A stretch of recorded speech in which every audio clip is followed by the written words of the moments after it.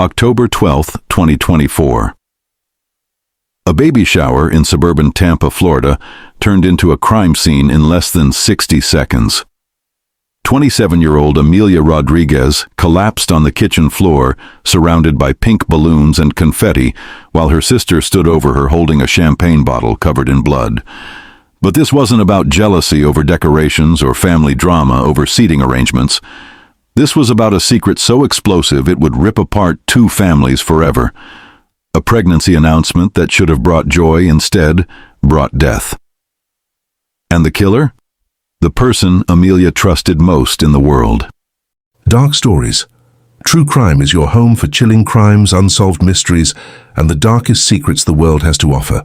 We uncover shocking cases, disturbing truths, and mysterious disappearances. Hit subscribe and join us. Amelia Rodriguez and her older sister Jessica seemed to have the perfect family dynamic. Amelia was the free spirit, the younger sister who worked as a veterinary assistant and loved hiking and painting. Jessica was the organized one, married for 4 years to Marcus Williams, a construction manager. They lived 3 blocks apart in the same Tampa suburb where they grew up. Every Sunday they had family dinners. Every holiday they coordinated matching outfits for photos. Their mother Maria would always say these two were inseparable since childhood. But underneath the Instagram perfect photos, something was cracking. Jessica and Marcus had been trying to conceive for 3 years. Multiple rounds of IVF, miscarriages, medical bills piling up. The stress was destroying their marriage. Friends noticed Marcus stopped showing up to gatherings. Jessica stopped posting about their relationship. And Amelia, she started volunteering to help with errands, bringing them dinner, trying to be supportive. What nobody knew was that support was crossing lines nobody should ever cross. It started innocently enough, or at least that's what Amelia would later claim in her journal. Marcus needed help moving furniture while Jessica was out of town for a work conference. Amelia came over. They talked for hours about life and disappointment and feeling stuck. One conversation led to another. Text messages became more frequent. What started as emotional support became emotional infidelity, and then it became physical. By March 2024, Amelia and Marcus were meeting in secret twice a week. Hotel rooms on the outskirts of town. Late-night phone calls deleted immediately. A relationship built entirely on betrayal. But here's where it gets darker. Amelia started feeling sick in April, nausea every morning, exhaustion.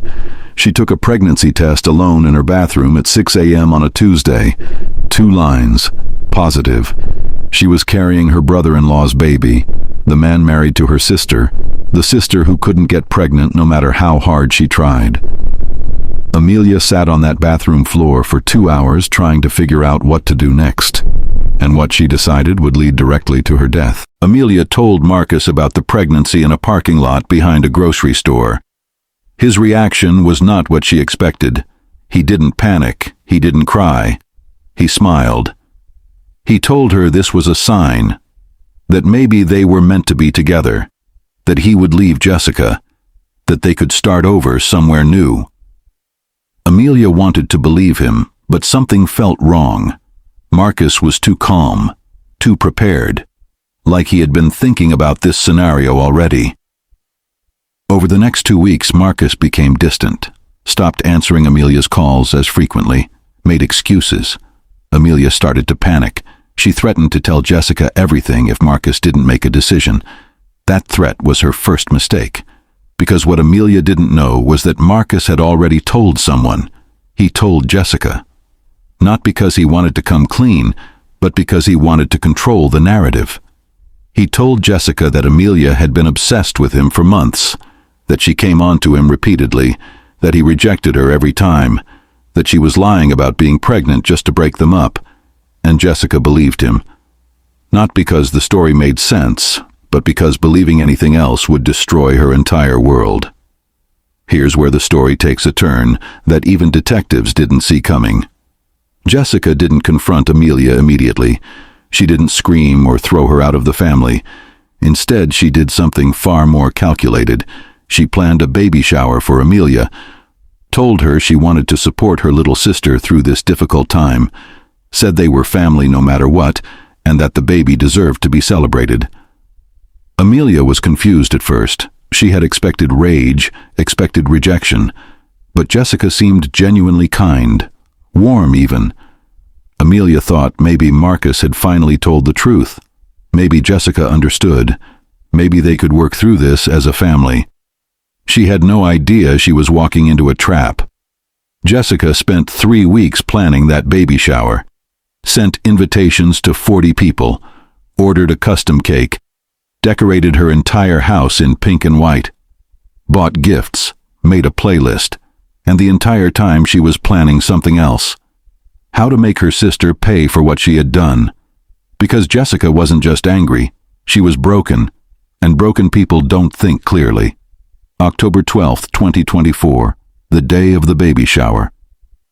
Amelia arrived at Jessica's house at 1 p.m. wearing a yellow sundress and carrying a nervous smile. The house was packed. Aunts, cousins, co-workers, neighbors, everyone who mattered. Games were played. Presents were opened. Laughter filled the air. But if you watched closely, you would notice Jessica's hands were shaking every time she looked at Amelia. You would notice Marcus stayed in the corner of the room avoiding eye contact with both women. You would notice their mother Maria kept asking if everything was okay because something felt off. At 3:15 p.m. Jessica stood up and tapped a glass. She announced it was time for a special moment. She asked Amelia to stand next to her in the kitchen. She said she wanted to make a toast. Amelia stood up smiling, thinking this was a gesture of peace. Jessica raised her glass and said, "I want everyone here to know the truth about my sister's baby." The room went silent. Amelia's face went pale, and what Jessica said next made several guests gasp out loud. She said this baby was conceived with my husband. She said my sister has been sleeping with Marcus for 6 months. She said Amelia destroyed our family, and now she wants us to celebrate it. Amelia tried to speak, but no words came out. Marcus started moving toward the door, and Jessica wasn't done talking. Jessica pulled out her phone and started reading text messages out loud. Messages between Amelia and Marcus. Proof of the affair, explicit details, dates, locations, everything. Guests started standing up. Some left immediately. Others stayed frozen in shock. Amelia started crying and said, "Jessica, please stop. This isn't how I wanted you to find out." Jessica laughed. A cold, bitter laugh. She said, "You didn't want me to find out at all. You were going to let me think you got pregnant by some random man. You were going to let me help raise this baby while you kept sleeping with my husband." Amelia tried to explain, said she fell in love, said it wasn't planned, said she was sorry, but Jessica wasn't listening. She turned to Marcus and said, tell them what you told me." Marcus stood there silent. Jessica screamed at him, "Say it. Tell everyone how you told me this was Amelia's fault, how you said she seduced you, how you made me believe she was obsessed and crazy."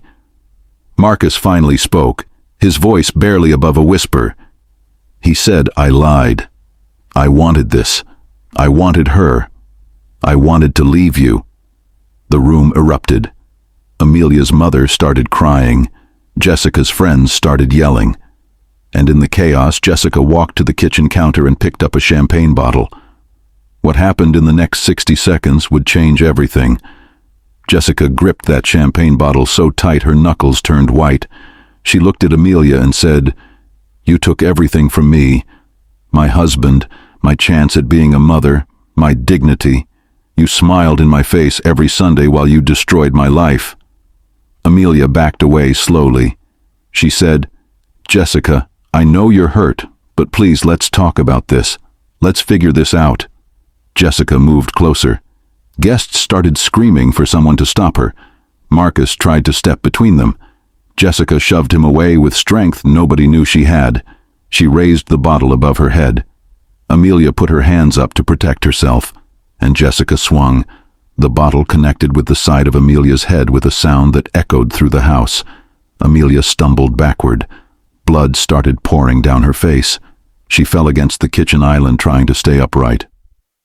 Jessica hit her again, and again, and again. Guests were screaming. Someone called 911. Marcus tried to grab Jessica, but she was in a frenzy. By the time 2 male guests physically restrained her, Amelia was on the floor unconscious. The kitchen that had been decorated with baby shower decorations was now a crime scene. Pink balloons floated above a pool of blood. And Jessica just stood there holding that bottle, staring at what she had done. Paramedics arrived within 8 minutes. Amelia was unresponsive. Severe head trauma. They rushed her to Tampa General Hospital. Police arrived and found 40 witnesses in various states of shock. Jessica didn't resist arrest. She sat on her front porch with blood on her dress and said, "I want a lawyer." Marcus was taken in for questioning. The entire baby shower was now evidence. Detectives interviewed every single guest. Cell phones were confiscated. The story went viral within hours. Local news picked it up first, then national outlets.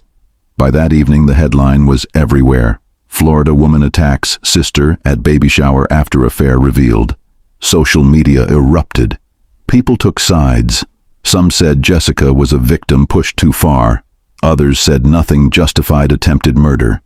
The comment sections became war zones of opinions about betrayal, injustice, and family loyalty. But none of that mattered to the people actually involved. Amelia was in a medically induced coma. Jessica was in a county jail cell. Marcus was sitting in an interrogation room, realizing his entire life had imploded. And 2 families were trying to process how a baby shower ended with someone fighting for their life. Detectives spent weeks building the case. They discovered Jessica had known about the affair for 17 days before the baby shower. They found search history on her computer, how to get away with murder, crimes of passion, self-defense laws. They found receipts showing she bought the champagne bottles specifically for the party, even though she knew Amelia couldn't drink alcohol while pregnant. They found journal entries where Jessica wrote about making Amelia suffer the way she had suffered. This wasn't a spontaneous act of rage. This was premeditated. Jessica had planned to humiliate Amelia publicly and then physically harm her. The question was whether she intended to kill her or just hurt her. Prosecutors argued this was attempted murder. Jessica's defense team argued it was a mental breakdown caused by extreme emotional distress. They brought in psychologists who testified about the trauma of infertility and betrayal. They painted Jessica as a woman who snapped after years of suffering, but the prosecution had those search queries. They had the timeline. They had witnesses who said Jessica seemed calm and collected during the party until she chose to act.